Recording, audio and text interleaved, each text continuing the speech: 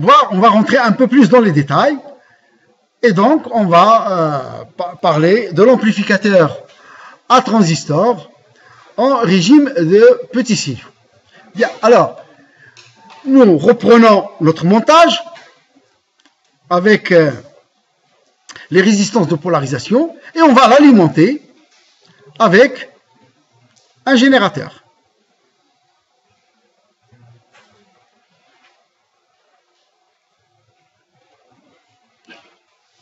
Là, je vais mettre du rouge en pointillé parce qu'il y a quelque chose que l'on va voir plus tard.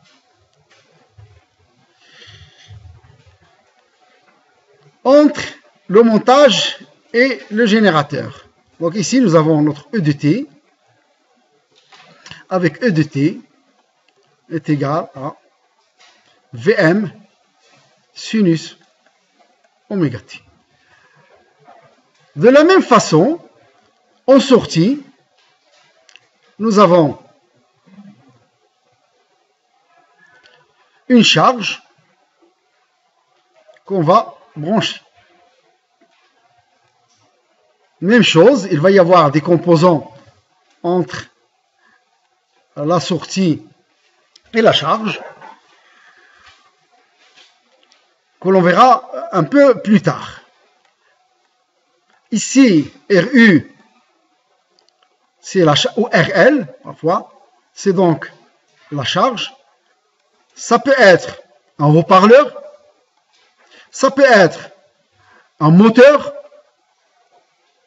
ça peut être un aimant, ça peut être un actionneur, ça peut être tout ce qu'on veut. Tout cela, on va le représenter, nous, par une résistance, pour voir un peu le transfert entre l'entrée et la sortie. Donc, en sortie, bien sûr, la tension ici, on va l'appeler VL. Donc, la tension ici, nous allons avoir en dynamique VBE. Et ici, nous allons avoir en dynamique VCE.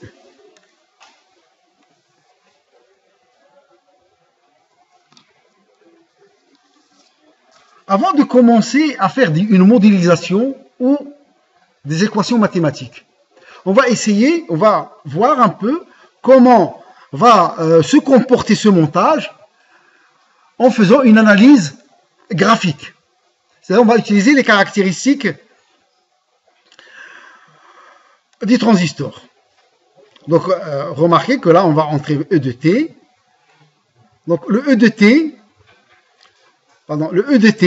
va donc générer la tension VBE de t. Ici, nous avons la caractéristique d'entrée,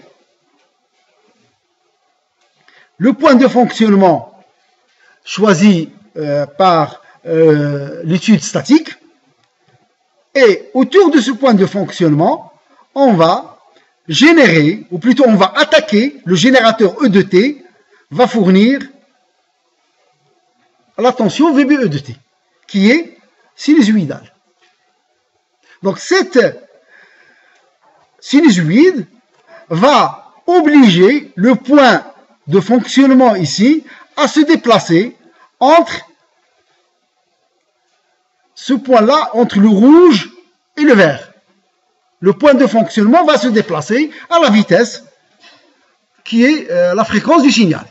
Donc le point de fonctionnement, il va toujours se déplacer sur cette caractéristique. Cette caractéristique, donc c'est VBE en fonction de IB. Donc le courant IB va être égal à une constante K VBE. Cette constante K, c'est ni plus ni moins que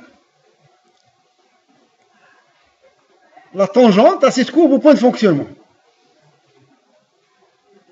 Donc le point de fonctionnement va se déplacer sur une portion de droite. Pour que K, qui est la pente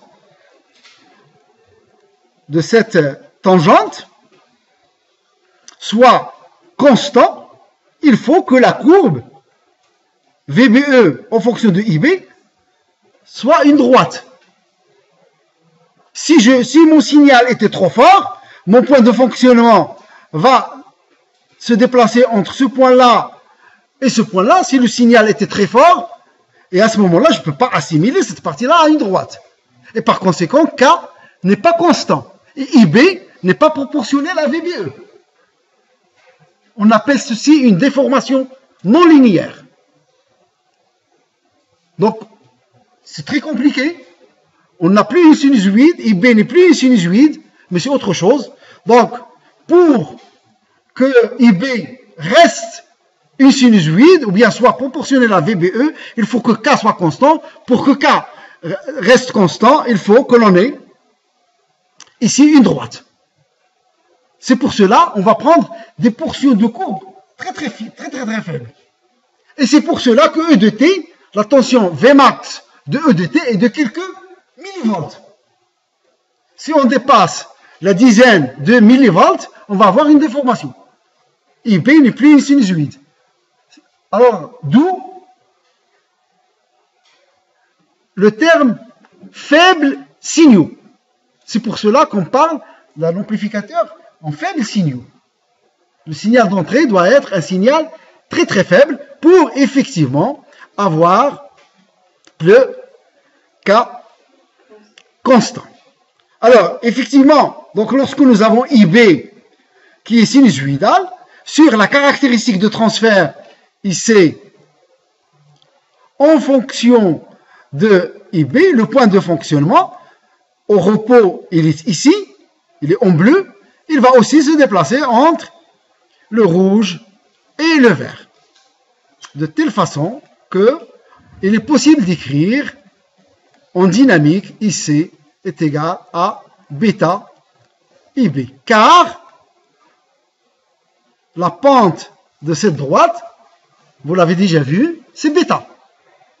C'est le facteur d'amplification d'un transistor. Et l'on peut aussi écrire que IC est égal à K bêta VBE. K constant, bêta constant, donc IC, donc c'est un signal sinusoïdal. Donc IB, c'est de l'ordre de quelques microampères, vous le savez. IC, c'est de l'ordre de quelques milliampères, ou la dizaine de milliampères. Donc, parce que nous avons le K et le B. Ce produit KB, souvent, il est de l'ordre de 200, 400, etc. Donc, bêta, vous savez que bêta, il varie entre 50 et 250.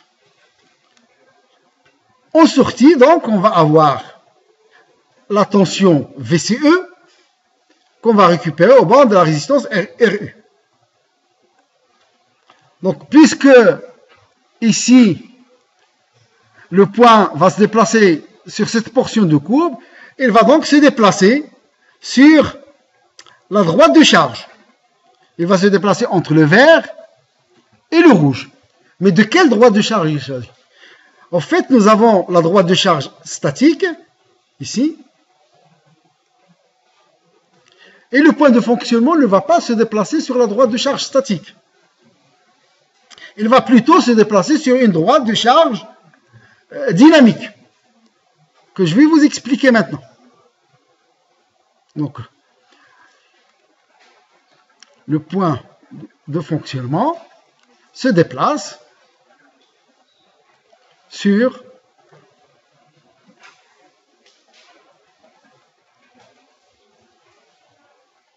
la droite de charge dynamique,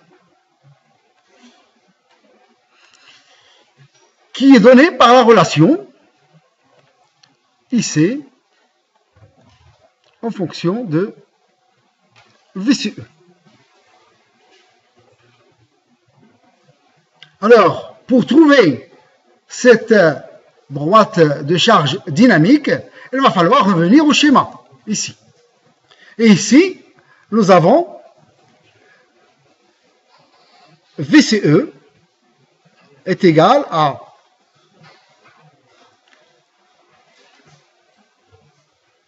VL moins RE IE.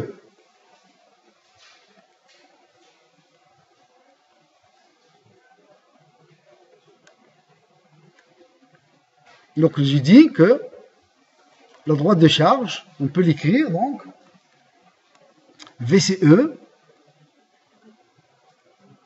Alors en dynamique, tout est minuscule, tout est variable. Parce que la droite de charge va se déplacer, le point plutôt va se déplacer. VCE est égal, on avait dit, VL moins RE IE. Ben, IE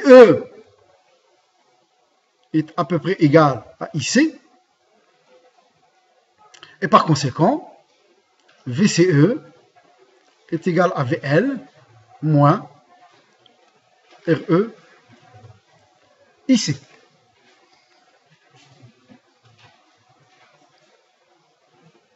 Que l'on peut aussi écrire, là on va le démontrer plus tard. Parce qu'il me faut le schéma équivalent pour que je puisse vous démontrer tout ça. Donc je vous demande d'accepter et la séance prochaine, on va revenir là-dessus pour vous le démontrer. Est égal à moins un certain RC plus RE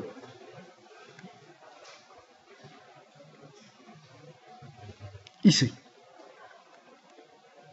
Et la droite de charge dynamique, ou la pente, plutôt, on va écrire IC est égal à moins VCE sur RC plus RE.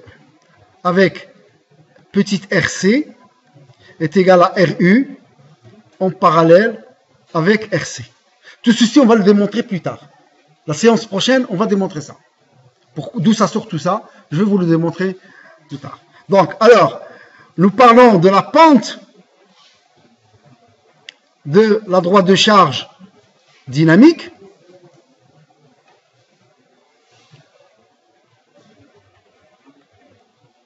qui est égale à moins 1 sur RC plus RE. Nous avons la pente qui va définir un point. Pour définir une droite, il nous faut 2 points. Donc la droite de charge dynamique, il a une pente, donc il peut passer n'importe où ici. La deuxième condition, c'est que la droite de charge dynamique, ça c'est très important,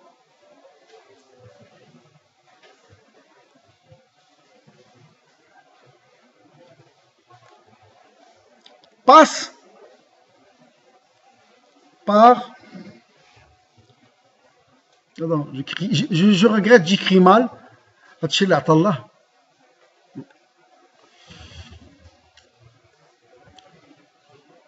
cherche la gomme, pas la flèche.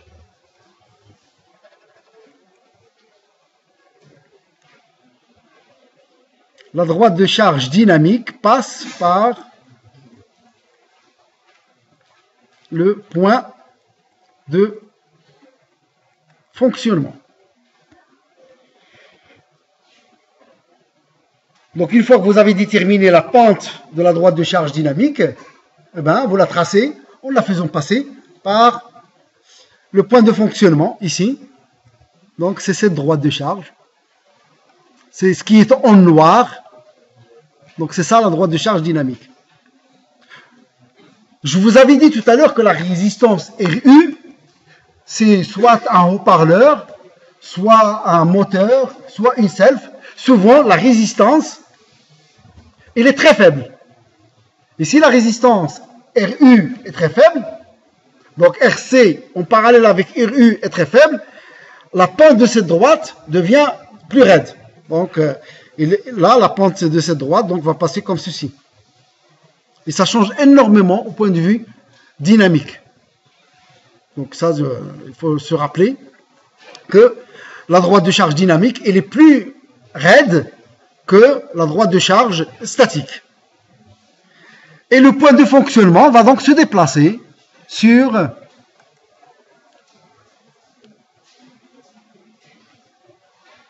droite de charge dynamique.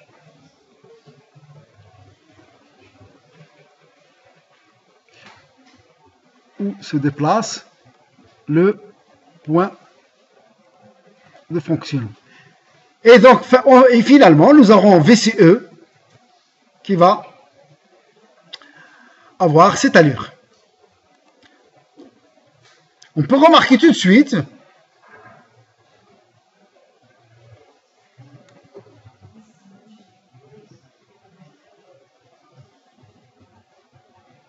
non, le 6 mois. Non, on ne remarque rien du tout.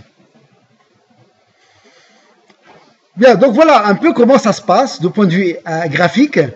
On injecte une tension E de T qui génère VBE, qui à son tour, grâce à la caractéristique d'entrée, nous avons le courant IB, qui est transformé par la caractéristique statique, par la caractéristique de transfert en courant IC, qui à son tour est transformé, on a une tension VCE. Le bruit de fond, il est enregistré aussi. Hein. S'il y a du bruit, si vous parlez, vous êtes enregistré. Et ça va gêner énormément quand vous allez réécouter. Donc il vaudrait mieux, pour vous, il vaudrait mieux avoir un peu de silence. Si je vous entends, le micro de l'ordinateur vous entend aussi. Et par conséquent, il enregistre, lui. Alors maintenant, on va passer à la partie modélisation ou bien la partie théorique ou la partie mathématique. Alors, pour cela, il va falloir, donc, si vous avez ce schéma, donc en dynamique, ou bien lorsqu'on veut faire les calculs, eh bien, le transistor n'aura plus cette forme. C'est pas comme en statique. Ici, le transistor va être remplacé par